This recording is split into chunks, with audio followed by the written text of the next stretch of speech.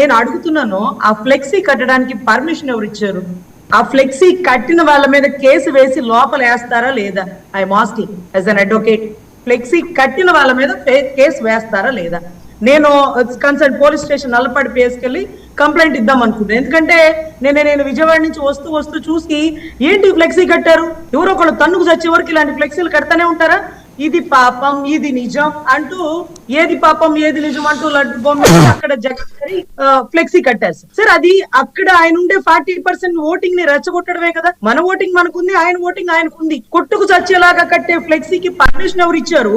అది చూస్తూ ఉండేటటువంటి నల్లపాడు పిఎస్, సిఐ గారు, డిఎస్పీ గారు, ఎస్పీ గారు ఏం చేస్తున్నారు? నిన్న పొద్దునే అనుకున్నాను ఏదో గొడవ జరుగుతుంది అని, ఆ ఫ్లెక్సీ చూసాక ఇవాళ మధ్యాహ్నం అనుకో పొద్దునకో జరిగేసి. అంటే సిట్ సిఐడి ఇన్వెస్టిగేషన్ కేసుని మీరు ఫ్లెక్సీలు కట్టి కల్తీ ఉందన్నది నిజం అంటే ఏది అబద్ధం? పంది కొవ్వు అనేది అబద్ధం. ఆ పదం మనం వాడకూడదు, స్లిప్ అయ్యాము, వాడేసినాము, అది అయిపోయింది. సో కల్తీ ఉన్నది నిజమే, అది జరుగుతుంది, ఇంకా ఇన్వెస్టిగేషన్ పూర్తి కాల. అంత మాత్రానికి మనం ఫ్లెక్సీ కట్టేసి అక్కడ ఫోటోలు పెట్టడం తప్పు కదా, వాళ్ళని రెచ్చగొట్టినట్టు కదా.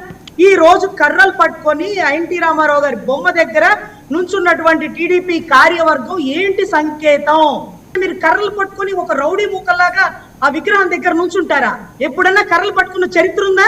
అసలు ఎప్పుడన్నా గొడవలకు పోయిన చరిత్ర ఉందా? షామేరాలు వేసుకుని కదా మీరు నిరసనలు తెలియజేసేది. కర్రలు పట్టుకుని వీధుల్లోకి వస్తారా? అందులోనూ ఒక్కొక్కరు ఒక్కొక్క శాఖ చైర్మన్, ఒక మహిళ అయితే గ్రంథాలయ శాఖ చైర్మన్ రారాని లకారంతో బూతులు తిట్టేస్తున్నారు.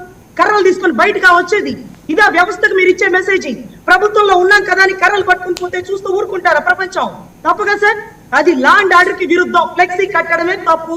దానికి పర్మిషన్ ఇచ్చిన వాళ్ళు ఎవరు? ఈ గొడవకి మొత్తానికి కారణం వాళ్ళు. అన్ని చోట్ల ఫ్లెక్సీలు కట్టమని ఎవరు ఆ సంకేతాలు పాస్ చేశారో, రాష్ట్రం అంతా కొట్టుకు చావమన్నారో? ఎంత దారుణం సార్.